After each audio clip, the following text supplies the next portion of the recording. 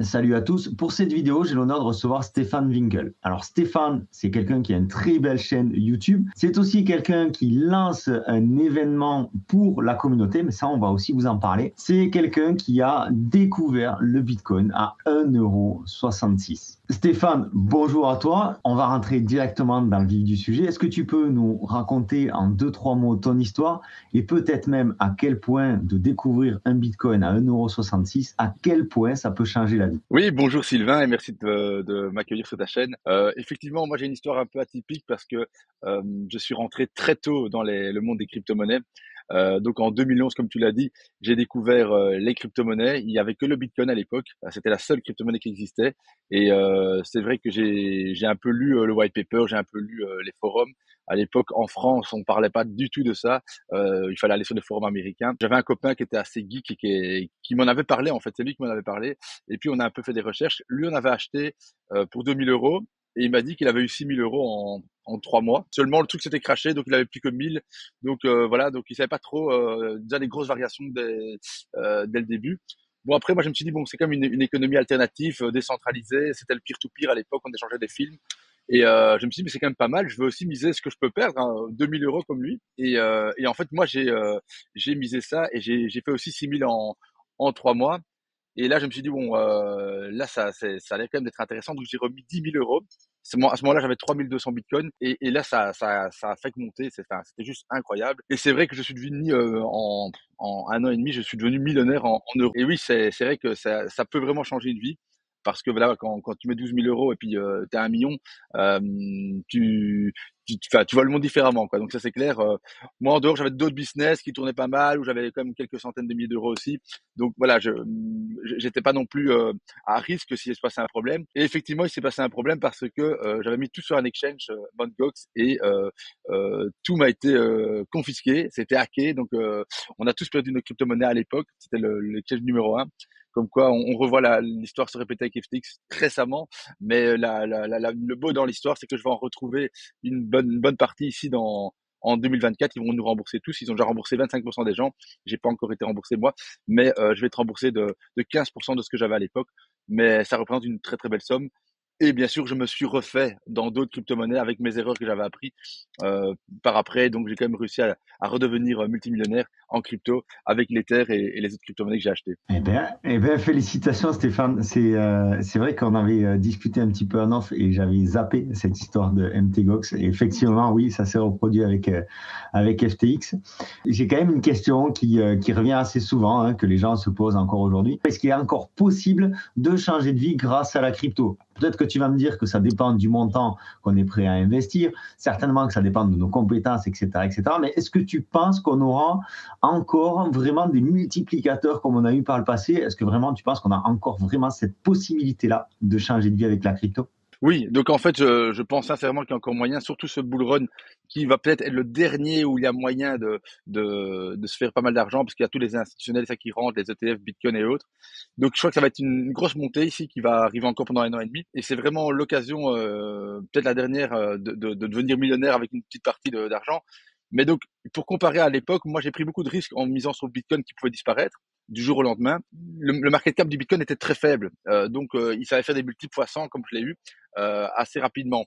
Maintenant, si on prend une crypto-monnaie pépite, qui est très risquée comme le Bitcoin à l'époque, on pourra faire aussi des multiples fois 100. Maintenant, savoir laquelle, c'est compliqué. Le gros avantage qu'on a par rapport au passé, c'est qu'on peut mettre des œufs pas dans le même panier. Donc, moi, à l'époque, j'étais obligé de mettre dans le Bitcoin et espérer qu'il décolle. J'ai pris les gros risques. Voilà, j'ai quand même gagné. J'ai eu de la chance quelque part, mais au moins, je les ai pris. Il y a beaucoup de gens qui ont vu le Bitcoin, ils n'ont pas osé prendre les risques et ils n'ont rien gagné. Donc, je peux quand même me dire, voilà, j'ai quand même osé et j'ai réussi. Aujourd'hui, je pense qu'on peut miser sur plein de crypto-monnaies pépites, qui ont des petits marchés, et des marchés qui peuvent réagir rapidement et faire des stratégies en faisant des multiples. Et avec les multiples, ben, remettre dans d'autres crypto-monnaies pépites.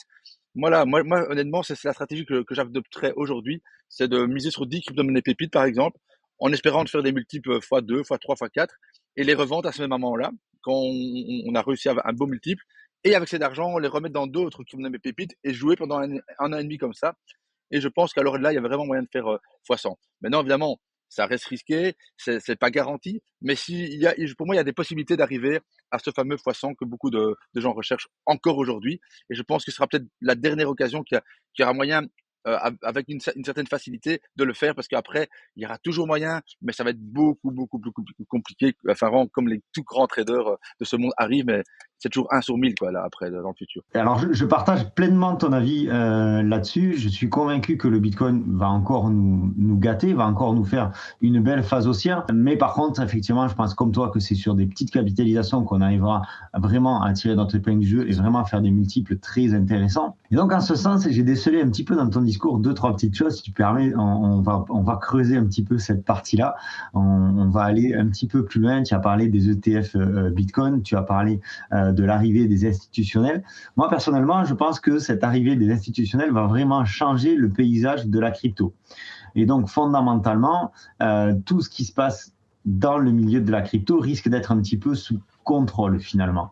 Et j'aimerais avoir aussi ton avis là-dessus. Est-ce que finalement, cette arrivée des ETF Bitcoin n'est pas quelque part une mauvaise nouvelle? Quel est l'avenir de la crypto par rapport à ses fondements, par rapport à ses valeurs au départ et l'arrivée des institutionnels? Qu'est-ce que ça va changer finalement? Oui, bah, Sylvain, je suis d'accord avec toi, le monde a un peu changé. Le Bitcoin a été adopté par énormément de gens. Maintenant, on voit les institutionnels qui rentrent dedans, les ETF, donc des grosses masses d'argent, des milliardaires, etc.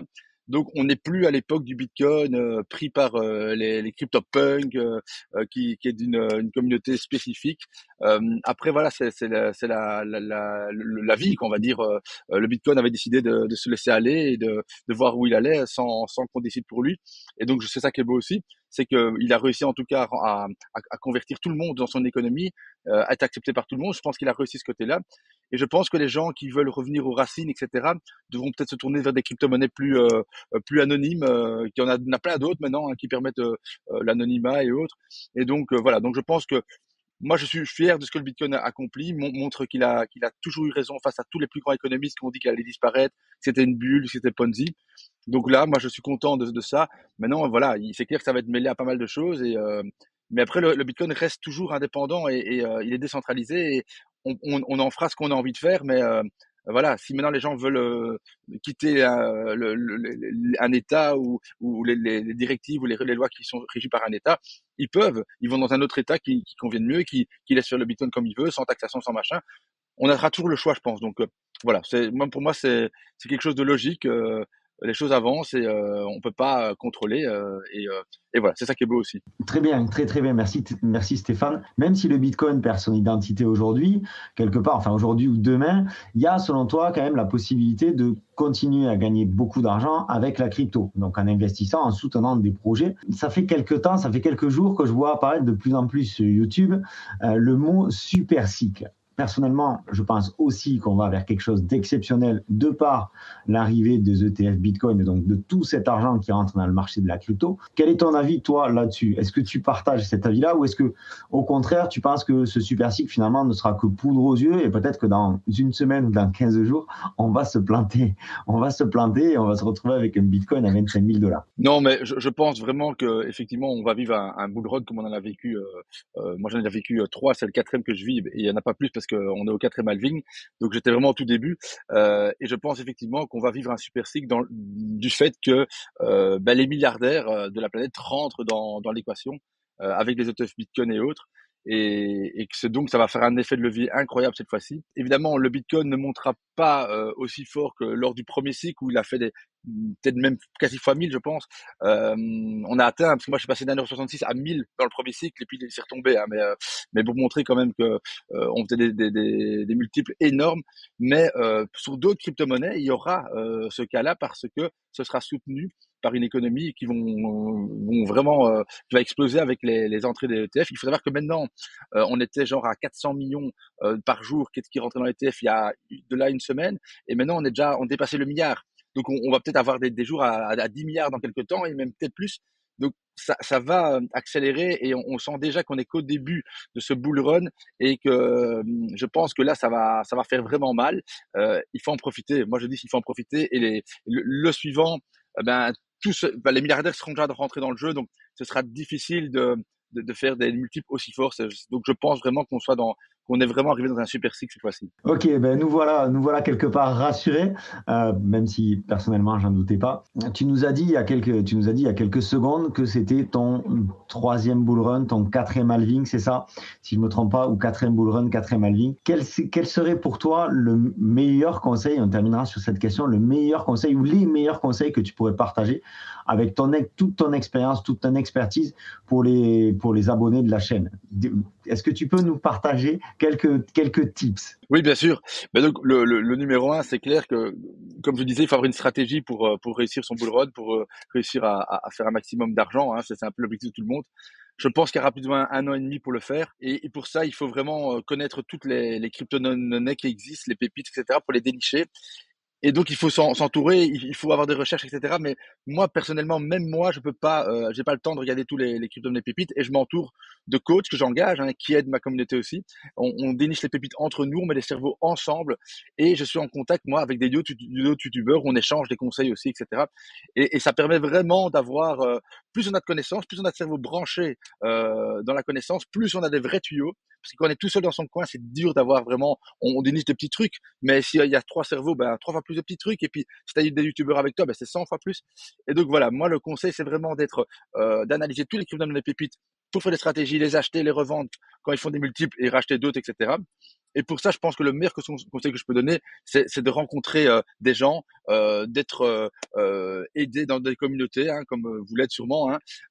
Voilà, moi j'ai des groupes, toi aussi il y a peut-être des groupes où tu aides un peu les gens.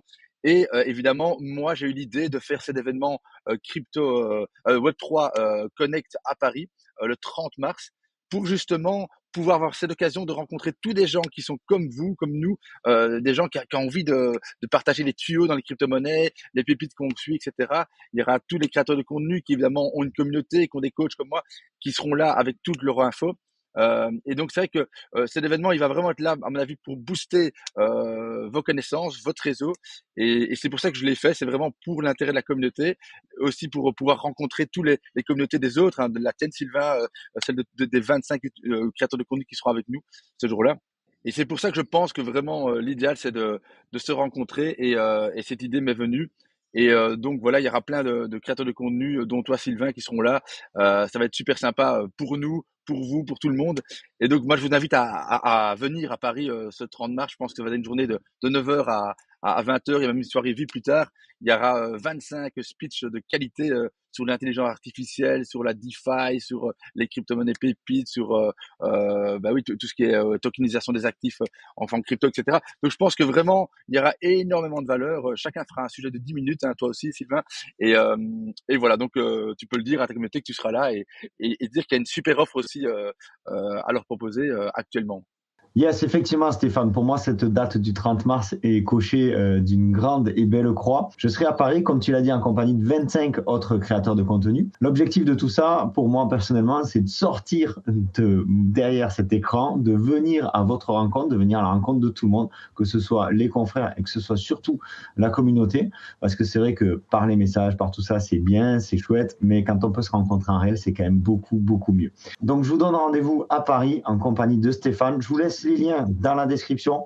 Il y a un code LUNE25 pour avoir 25% de réduction sur votre place. Je vous laisse également le lien de la chaîne YouTube de Stéphane. Je vous invite vraiment à aller voir son contenu de très bonne qualité. On se donne rendez-vous dans une prochaine vidéo et à Paris le 30 mars. Ciao Stéphane. Ciao, ciao Sylvain, merci.